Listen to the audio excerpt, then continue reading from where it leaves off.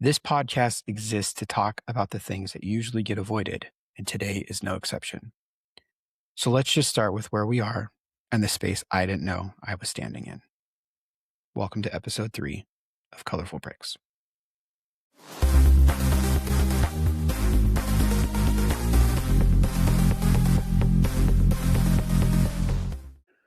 Right now, the energy across this country feels intense.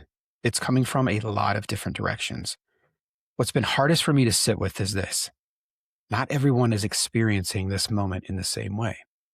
I'll be honest, I'm struggling with that because I know what I'm seeing, I know what I am feeling in my body, and at the same time, I'm watching others move through this moment with a very different sense of urgency, or none at all. That tension is actually why this episode feels important to make. I am not here to convince anyone of anything, but I am here to offer another way of seeing. This podcast will always be about holding space, even when things don't line up neatly, even when we're not seeing the world through the same lens. This episode isn't here to tell you what to think. It's here to offer perspective.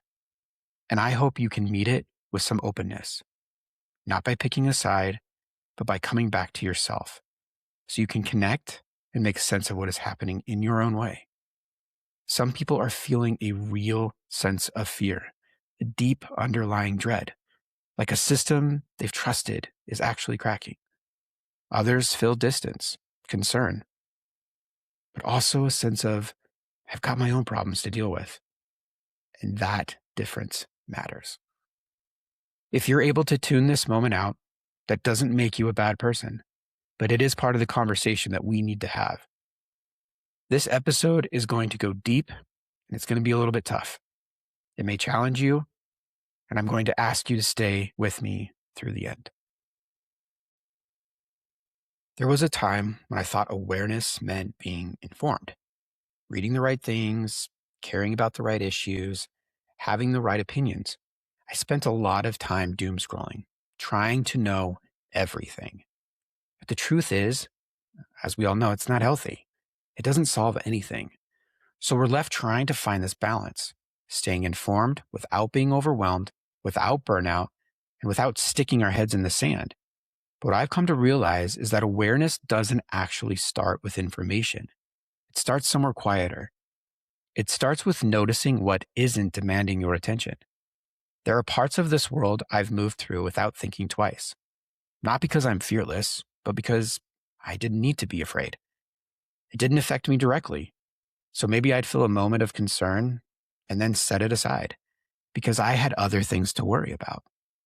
And that's really quite uncomfortable to admit, because when something doesn't touch your mind or your body, it doesn't interrupt your day, it doesn't threaten your sense of safety, it's easy to believe it's distant or exaggerated or even rare.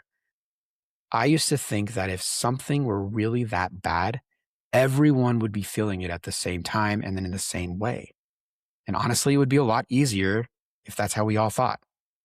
I think we'd find common ground a lot faster without having to move through all the tension and division that we're living through right now. But unfortunately, that's not how the system works. Some people feel pressure immediately. Others feel it as background noise, and some never feel it at all. And once you start noticing that difference, you start asking better questions. Not to argue, not to convince, just to create a little bit of curiosity. Because when you share something with someone else without expectations, simply in hopes of opening a window, that's one small way of awareness that can move through the collective. So questions like, who gets to move through the world unquestioned? Who has to explain themselves?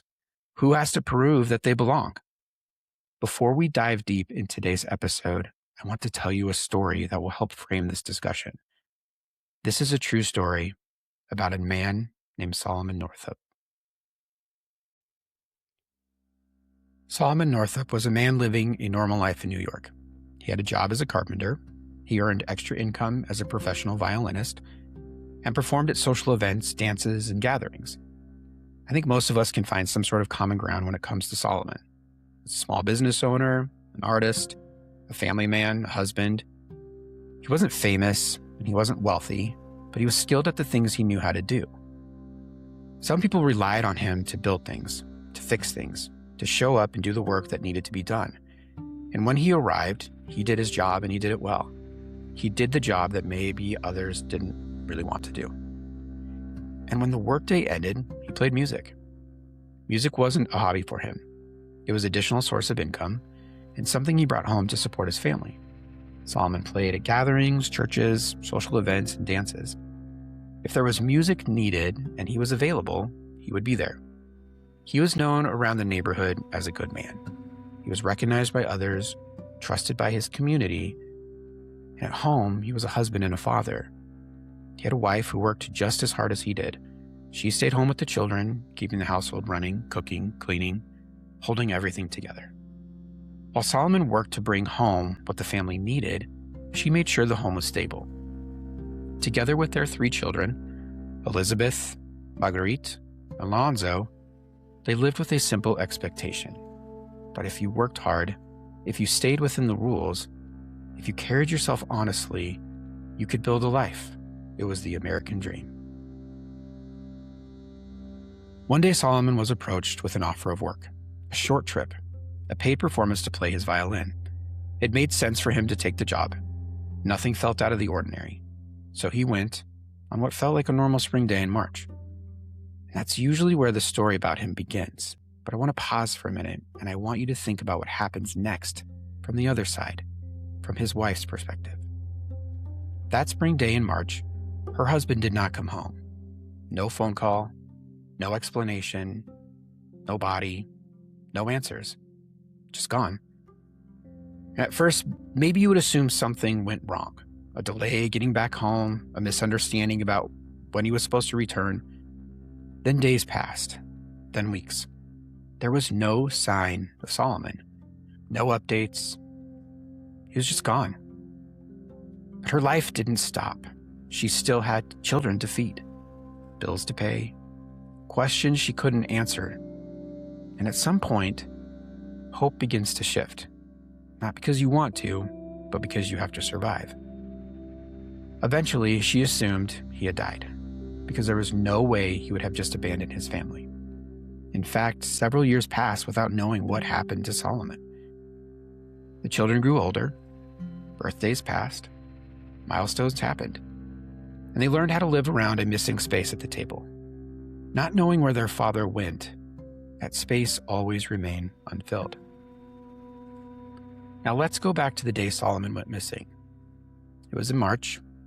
Spring had come to New York, and Solomon headed out with his violin in hand and ready to play. That day changed quickly. 2 men, Merrill Brown and Abraham Hamilton, were the men who hired Solomon. But the performance he thought he was going to play was never real. Brown and Hamilton traveled with Solomon from New York to Washington, D.C. He never officially arrived, because along the way, Solomon was drugged. And when he woke up, he found himself in what could only be described as a detention-like facility. Dark, wet, cold. He had no idea where he was. He began pleading, explaining who he was. He told them he was free. He had papers, that he had a family waiting for him. But his truth didn't protect him. Solomon was brutally beaten for asserting his freedom. This wasn't right. This wasn't what's supposed to happen. But in this world, his freedom wasn't assumed. It was conditional. And when no one in power chose to listen, time kept moving. Years passed. In fact, 12 years to be exact. His children became adults without him, and his wife built a life around grief, without closure. And the most devastating part is this. Nothing about his disappearance triggered urgency from the system. No alarms, no searches, no presumption that something terrible had happened to an innocent man, a free man, a man with papers, a man with a family, a man positively contributing to his country. But innocence was not equally presumed, and his innocence was not presumed for 12 years. Eventually, a few people started to listen. They began to investigate what had happened, and they found a way to help. And Solomon eventually returned to a family that had been forever changed. His children had grown up without him, a wife who survived what she never should have had to endure. And after all of that, the country finally heard his name. And after 12 long years, this country, the United States of America, the so-called land of the free, finally listened. But here's the part that matters most. This didn't happen recently. This wasn't a modern-day scandal. This wasn't a viral video on TikTok. This isn't even a story about the current ICE raids happening in Minnesota or other areas around the country. This happened in the spring of 1841. This happened to a black man, a free black man living in New York, who was abducted and sold into slavery for 12 years. He had his papers. He was free by law, but his life was forever changed because of the color of his skin. And if this story felt uncomfortably familiar, if it sounded like something you might hear today, that's not coincidence. That's a pattern. One where some people move through the world with assumed safety, and others move through it knowing their lives could be interrupted, questioned, or taken without explanation. This story is the lens we're going to use for the rest of this conversation. When we bring this story into the present moment, things start to feel heavier, don't they? Because what Solomon's story reveals isn't just history. It's a pattern that shows up wherever fear meets power. And this country has a way of weaponizing that fear, pulling it to the surface for so many of us. We aren't just reading about a pattern in a book. We are watching the machinery of power at work right here in 2026. So right now, we are living in a moment where a lot of people are on edge, a deep sense of unease. And again, not everyone is feeling it in the same way.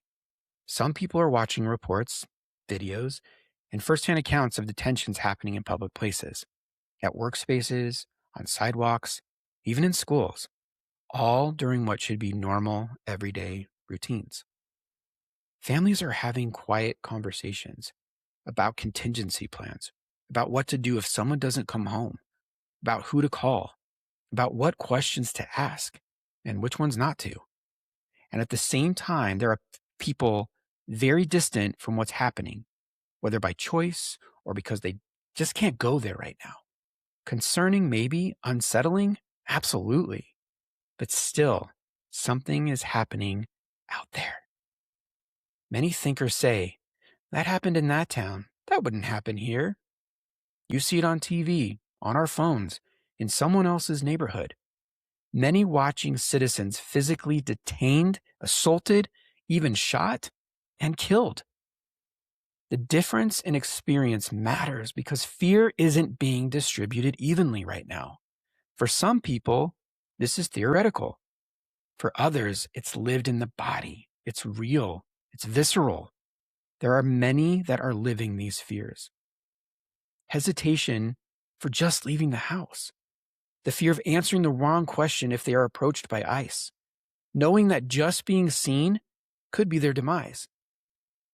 Think about the weight of Solomon carried. He had the papers, but he still wasn't free. Why? Because his life depended on someone else's willingness to see him as a human being.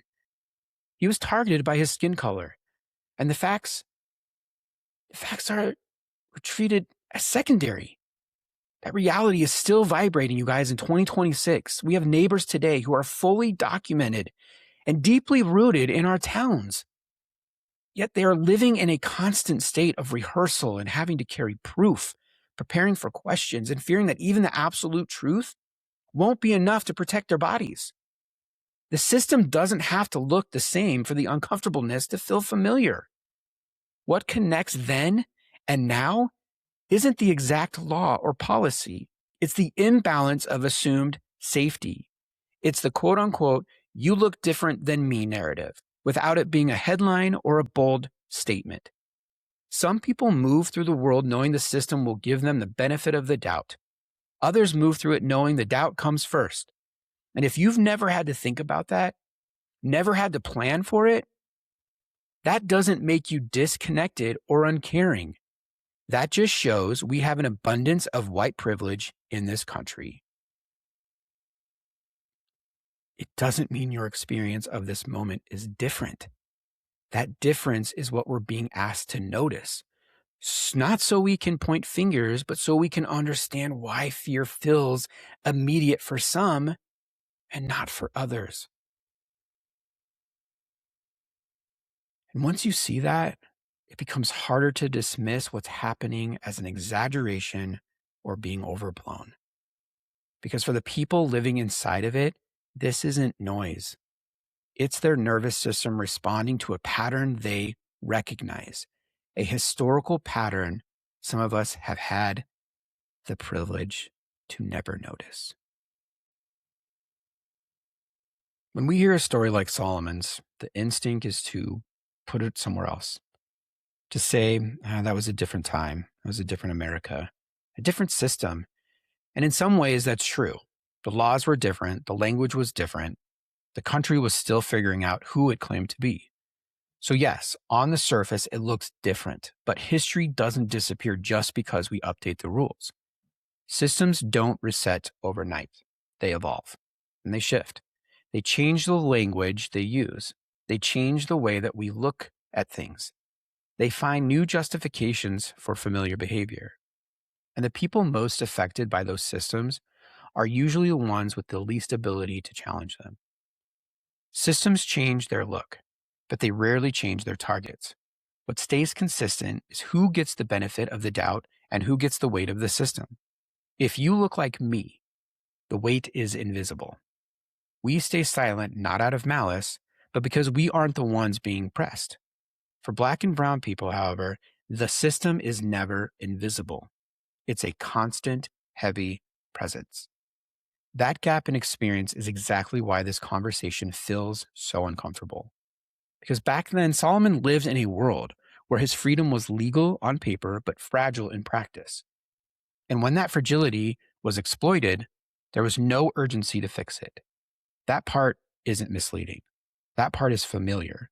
So when we say it was a different time, what we're often really saying is that it looked different. But the underlying questions haven't changed. Whose safety is assumed? Whose belonging and safety are conditional? I'm going to ask you that again, because I think it's really, really important that you really pay attention to these two questions. Whose safety is assumed? Whose belonging and safety are conditional? Where do you fall between those two realities? That's the connection I'm trying to make here, not to collapse history into the present, but to understand how and why the present inherits parts of the past. The reason this story still matters isn't because of when it happened. It's because of how it happened. Solomon didn't lose his freedom because he did something wrong. He lost because his freedom was never assumed in the first place. That's the pattern. Think about this. Some people move through the world with belonging already built in. Others move through it having to prove every single day that they deserve to be here. I would hope that when you hear that statement, it triggers something inside of you. It should feel wrong, because if belonging is a birthright for some, but a performance for others, we aren't living in a country we claim to be. Some people are presumed innocent. Others are required to explain themselves. And some people disappear and alarms go off. Others disappear and silence follows. They didn't make the news. They didn't become the next viral video. That difference didn't begin with Solomon, and it didn't end with him. We like to imagine injustice as something loud, something obvious and violent. And sometimes it is, but often it's quiet. It's paperwork. It's disbelief. It's delay. It's the absence of urgency when others get a pass to the front of the line. And when you're on the side of the system that works, you don't always notice the system at all. It keeps you comfortable just enough until it doesn't. That is where this is going to get uncomfortable, because this isn't about good people versus bad people. This is about privilege, yours and mine, and how the privilege isn't evenly distributed. It's about who gets to move through the world without their identity being questioned and who doesn't. That difference, you guys, that difference between assumed safety and conditional safety is what we call white privilege. Now, that is not an accusation, not even a moral judgment, but as a description of true reality. White privilege doesn't mean your life hasn't been hard. It doesn't mean you haven't struggled. Take me, for example. I am a white male, but I am also a man with a lot of tattoos, and I have felt the weight of that. I've been in rooms where people looked at my ink and immediately decided who I was. I have felt the shift in energy when I walk into a certain space. The judgment, the narrowed eyes, the assumption that I might be quote unquote trouble or quote unquote unprofessional. I've been targeted and stereotyped because of how I look. But here's the difference. Here's where privilege lives. At the end of the day, I can put on a long sleeve t-shirt. I can wear a suit. I can cover up the thing that people are judging me for. And in an instant, I can blend back in. I can move back into the space of assumed safety and belong whenever I choose. My target is removable. But for the black and brown people that we are talking about today, there is no long sleeve shirt. There is no quote unquote covering up the skin that the system is pressing on. They don't get to opt out of the judgment when they are tired of carrying it. That is the distinction. I can be targeted for my tattoos, and that is real, and it is sometimes hard. But I still have the privilege of being able to hide the very thing people are using to judge me. Solomon Northup didn't have that choice. The people being detained in 2026 don't have that choice. Their ink is their identity, and it's permanent. We've all struggled. It means there are certain fears you don't have to carry, certain explanations you don't have to rehearse, certain outcomes you don't have to imagine. If you're white, there's a good chance you've never had to wonder whether simply existing could put you in danger. And if you've never had to think about that, that doesn't make you wrong, and it doesn't make you a racist. But it does mean your experience isn't universal. That is the point of this story, and that's why this podcast exists. Our experiences aren't universal. Like I said in the last episode, your hard and my hard aren't equal. That doesn't make either of them less real. They just don't carry the same weight everywhere. Solomon's story forces us to confront that. His story is one of many, from the past and from the present. Because the question his life leaves us with is, how could this happen back then? It's this. Who gets protected now? Who gets believed now? And still, who has to prove they belong? When we bring this story into the present moment, things start to feel heavier, don't they? Because what Solomon's story reveals isn't just history. It's a pattern that shows up wherever fear meets power. And this country has a way of weaponizing that fear, pulling it to the surface for so many of us. We aren't just reading about a pattern in a book. We are watching the machinery of power at work right here in 2026. So right now, we are living in a moment where a lot of people are on edge, a deep sense of unease. And again, not everyone is feeling it in the same way. Some people are watching reports, videos, and firsthand accounts of detentions happening in public places, at workspaces, on sidewalks, even in schools, all during what should be normal, everyday routines. Families are having quiet conversations about contingency plans, about what to do if someone doesn't come home, about who to call, about what questions to ask, and which ones not to. And at the same time, there are people very distant from what's happening, whether by choice or because they just can't go there right now. Concerning, maybe, unsettling, absolutely. But still, something is happening out there. Many thinkers say, that happened in that town. That wouldn't happen here. You see it on TV, on our phones, in someone else's neighborhood.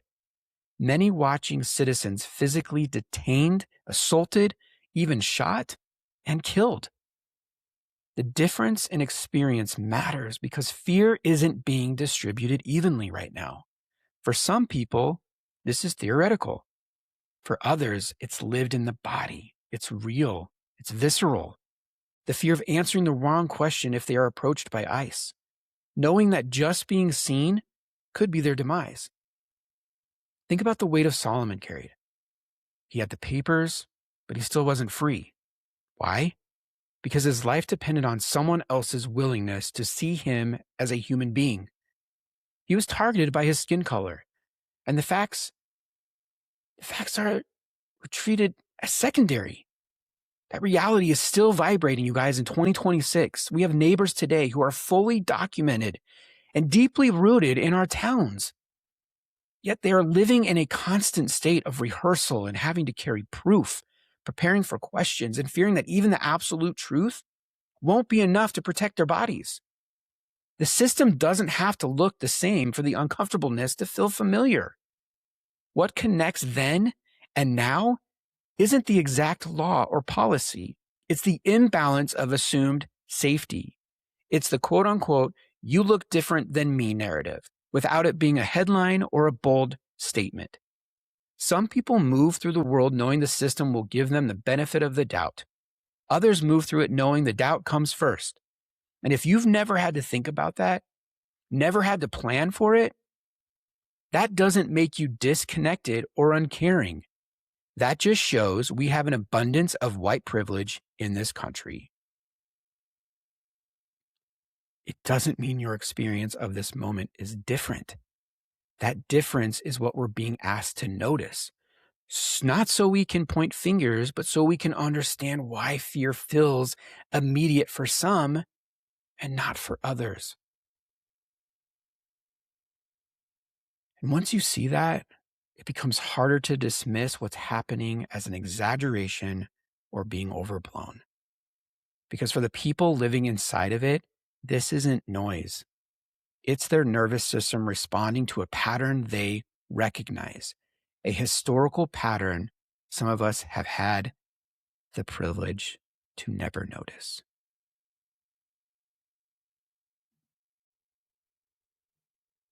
This is usually the point where the room feels a bit heavy. These are hard things to face within this country and its history. To be told you have white privilege, that's triggering. And I know because I've been there. I remember when I first really started to understand my own privilege, how it had shaped my entire perceived reality without me even knowing it. That realization was a shock. I struggled to reconcile with my own privilege with the reality I thought I knew. It triggers people because it feels like a negative judgment. But we have to move past that trigger, you guys. We have to move past that if we want to see the truth.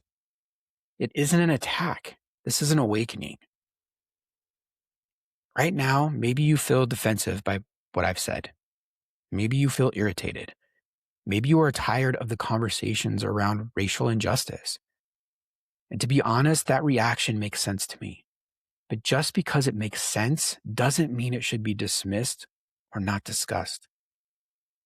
When something challenges the way we understand ourselves, especially if we see ourselves as good, fair, or caring, like I do about myself, the instinct is to pull away.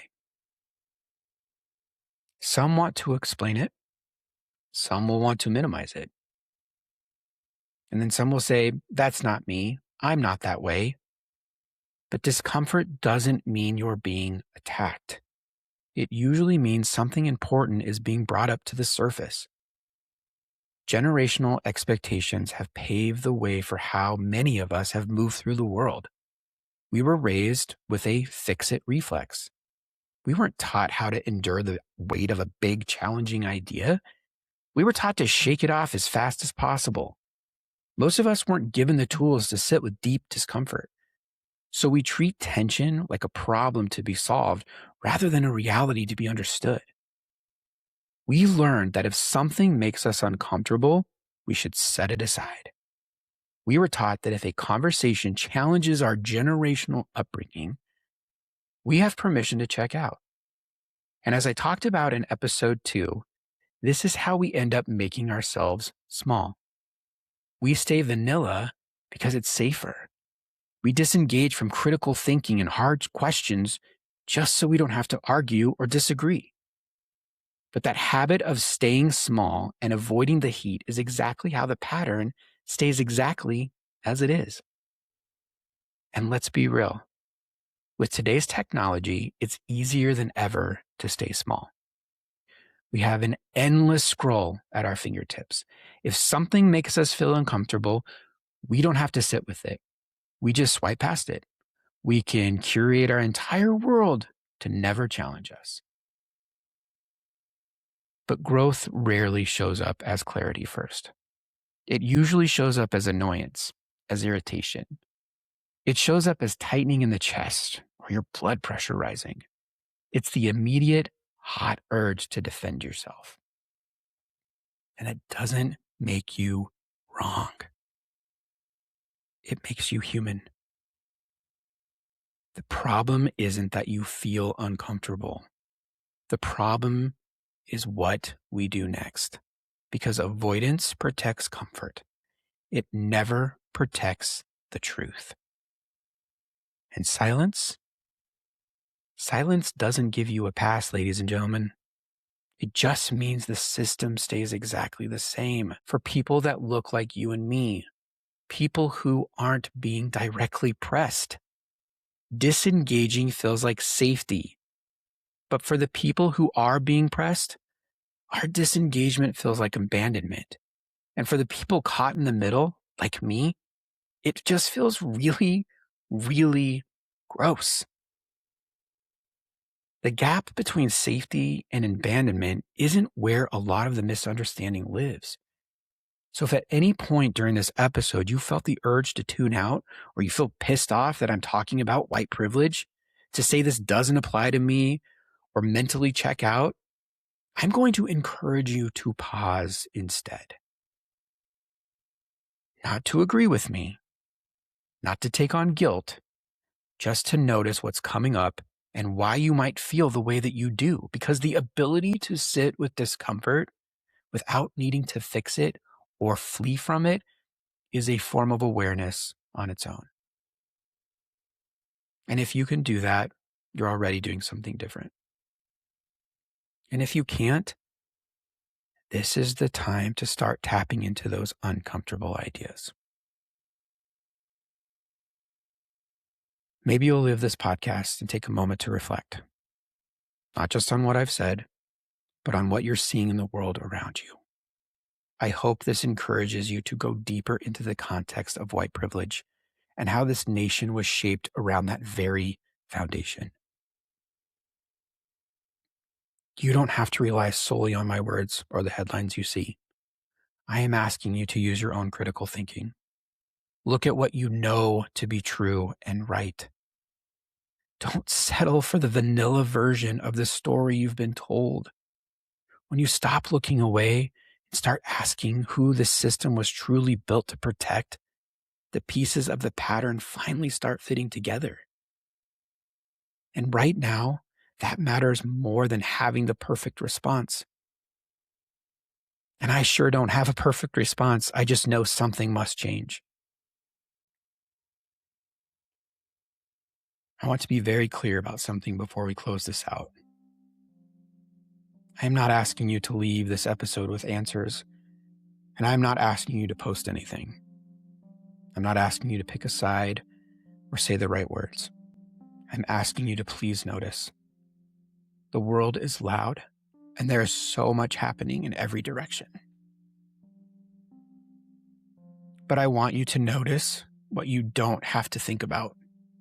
To notice where safety has been assumed for you. To notice how different this moment feels depending on who you are and even what you look like. Because awareness isn't loud, you guys. It shows up quietly in the moments where you resist, where you feel tension, where something asks you to stay present instead of turning away. Solomon's story, like many other Black and brown people, isn't important because it's tragic. It's important because it exposes a pattern. A pattern that tells us who gets to be believed and who gets to be protected. And who is asked to carry fear in their body while the rest of the world moves on. And if you're someone who doesn't feel that fear, if this moment feels distant or abstract or easy to tune out, it doesn't make you wrong. But it does mean you're standing in a different place. And that's the reason enough to dig deeper. In episode 2, I said I wanted you to know who you are sitting with. This is part of that. I am someone who believes we don't get closer by pretending these differences don't exist. We get closer by being honest about them, without shame, without blame, and without turning each other into enemies.